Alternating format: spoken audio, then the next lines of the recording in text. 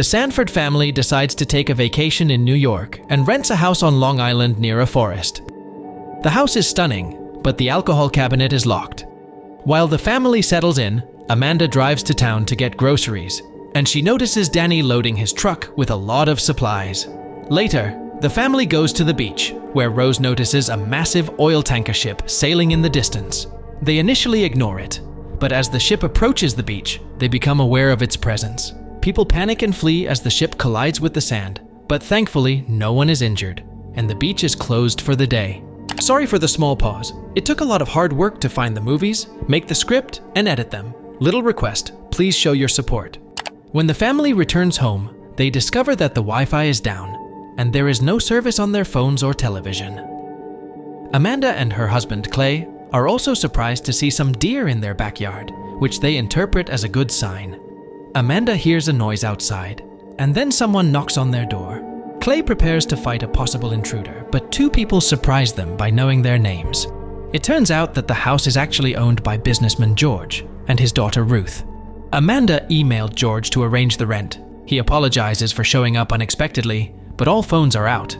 They went to the symphony in town, and on their way back, there was a complete power outage. Because they live on the 14th floor and George has a bad knee, they thought they could stay in this house tonight. Amanda despises the idea and distrusts them, so George offers her a 50% refund and promises he and Ruth can sleep in the basement guest room. To prove his identity, he reveals that he has the keys to the cabinet and opens it to retrieve an envelope, not letting the others know that there is also a gun inside. The envelope contains $1,000 in compensation, but Amanda remains wary, believing he may have the keys because he is the housekeeper. Clay has to persuade Amanda to give the couple a chance. George shares the alcohol from the cabinet and tells them the story of this house, mentioning Danny as his contractor. He also explains that his wife is traveling for his job. Amanda interrupts him and demands an ID, but George has left his wallet in his other coat, which he forgot at the theater due to the commotion. This puts Amanda on edge because George claimed he didn't know about the blackout until later. Suddenly, they hear an alarm go off. Ruth has turned on the television and discovered that a national emergency has been declared. Amanda is now forced to accept the duo's presence in the house. When George and Ruth enter the basement room, it is revealed that George knows something because a client warned him. Amanda wakes up the next morning to find 4 emergency messages on her phone, 2 about the blackout, 1 about hackers possibly being behind it, and the final one is just random symbols. Worried, she awakens Clay to show him the messages, but they vanish before he can read them. Clay decides to drive to town to get more information, but because his GPS isn't working, he quickly gets lost. He stops the car and gets out to see if he can get a signal on his phone, so he doesn't hear the car radio turn on for a few seconds. The reporter reports that the cyber attack has resulted in a severe environmental disaster in the south, affecting animal migration patterns. With no luck with the phone, Clay decides to continue driving, and moments later he notices a woman waving her arms by the road. Clay stops the car because it appears she requires assistance, but the woman only speaks Spanish and he is unable to comprehend it. Clay, disturbed by her pleas, decides to ignore her and keep going. When Clay notices a drone flying nearby with red smoke on its tail, he accelerates, but as the drone approaches, he realizes the smoke is actually red leaflets. Meanwhile, George drives out to visit the neighbors, keeping his gun on hand. He keeps checking his phone because he hasn't heard from his wife since yesterday, and she was supposed to fly back today. Unfortunately, not a single message was delivered. The neighbor's house appears to be empty, and strangely, there are numerous random items scattered throughout the garden. The door was left open, so he enters and discovers a complete mess. George tries using the neighbor's satellite phone, but it doesn't work either, implying that all American satellites are down. When he's about to leave, he notices more items scattered near the beach, so he follows the trail and discovers an expensive watch in the sand. When he tries to pick it up, he is surprised to find an entire arm and falls, only to discover the body of a pilot. As he looks around, he discovers that a plane has crashed on the beach. He runs away and hides in the house as another plane approaches, just in time for it to crash. Rose is very frustrated at home because she wants to watch the final episode of Friends, but none of the devices are working. She rushes outside and is shocked to discover a large number of deer in the backyard. She persuades her brother Archie to go to the forest, where they discover an old shed. They go inside, and Archie informs Rose that someone must live there and can see her sleeping through the window. Rose is startled and accidentally hits her head as she realizes Archie is just messing with her. On their way back to the house, Archie is bitten by a bug, and Rose sees another deer, as well as all of the birds flying away. When George returns, he admits to Amanda that he suspected something was coming because he noticed the market behaving strangely. As he describes what he saw on the beach, their conversation is cut short when they hear explosions in the distance, followed by a loud screeching sound that hurts their ears and cracks the windows. Amanda rushes into the woods to find her children, but the noise is so loud that she falls to her knees in pain. Fortunately, the noise subsided quickly and everyone returned to the house. Amanda recalls seeing Danny buy too much stuff and suspects he knew something would happen.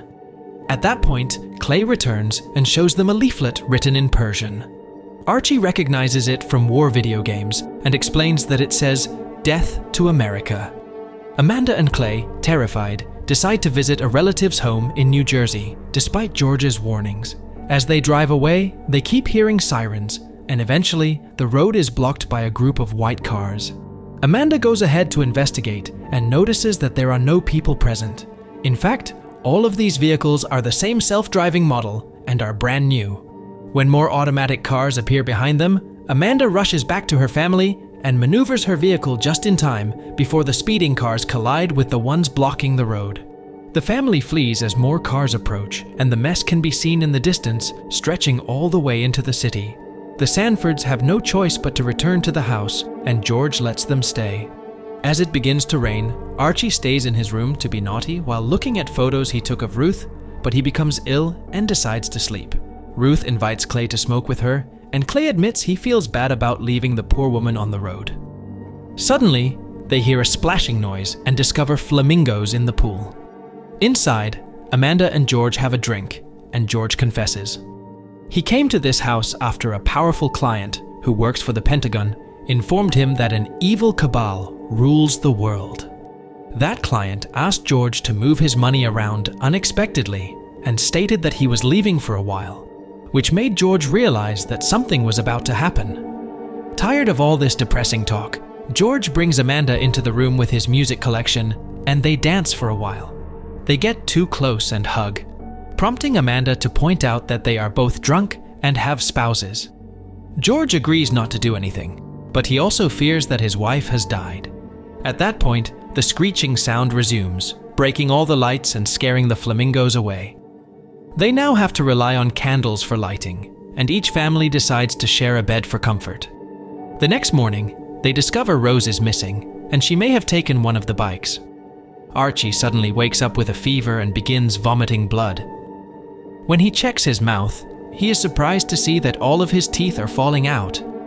Archie suspects it's due to the bug bite, so George offers to take Clay and a puking Archie to see Danny and ask for medicine, while Amanda and Ruth search the woods for Rose. After much searching, Ruth and Amanda take a break in the shed, only to begin arguing. Neither of them likes the other, and an argument ensues. However, by sharing their concerns, they are able to better understand each other. They hear a strange noise, which indicates that something is moving outside.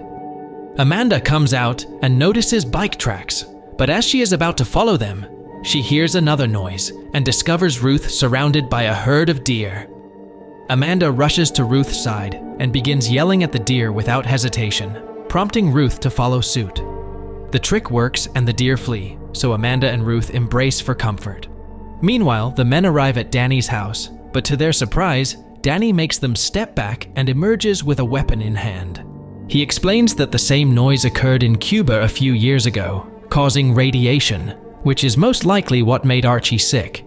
He also knows that the Russians have recalled their people from Washington, so he believes they are at war. Danny, on the other hand, doesn't care if George is an old friend, and Clay is willing to pay. His first priority is to help his own family, so he refuses. If they need help, he believes they should go to their neighbors, who are supposed to have a bunker. George refuses to leave without the medicine, so he pulls out his gun, resulting in an argument as they aim at each other. Clay moves to get between them and admits he's a useless man, but he begs for the medicine while giving a speech about how he and Danny have one thing in common. They both want to protect their family. Danny finally agrees and hands over the medicine in exchange for money. While Archie receives the medication, Danny provides additional information. This was done by Koreans. Clay responds by showing him the leaflet to prove it is from the Iranians, but Danny has more information. Before the phones went out, a friend in San Diego told him that a drone had dropped leaflets there as well, but they were in an East Asian language such as Korean or Mandarin. The friend is an Iraq War veteran and would have recognized it if it had been Persian. Danny's theory is that because the United States has many enemies, they are working together to destroy the country. When the guys return to the car, George admits that Danny's information confirms a rumor he had heard before. This is a three-stage maneuver used to destabilize a country's government from within. First, they isolate citizens by disrupting all communication and transportation. This scares people, resulting in stage 2, synchronized chaos. People will begin to turn against one another in order to survive, as Danny did, and they will no longer trust any information outlets fed by hackers and leaflets. The third stage will occur on its own. Citizens will plan a coup or a civil war, resulting in the country's collapse. Clay and George decide to stick together and bring their families to the neighbor's bunker. Amanda and Ruth continue their search for Rose in the woods, only to freeze when they see Manhattan's skyline on fire, with explosions and gunfire heard throughout the city. Meanwhile, it is revealed that Rose has been staying at the neighbor's house all along. She broke the front door to get in and is now eating a lot, but she stops when she hears her mother call her name. Rose is about to leave when she notices a light coming from the basement, so she follows it and discovers the emergency bunker, which is equipped with everything a person could possibly need, including a gym and greenhouse. There is also an emergency alert system that recommends seeking shelter because the White House and major US cities are being attacked, causing radiation levels to rise near many population centers. Rose discovers a large collection of DVDs, including Friends, so she grabs the disc and finally gets to see the final episode of her favorite show. I appreciate you watching, and I'll see you in the next video.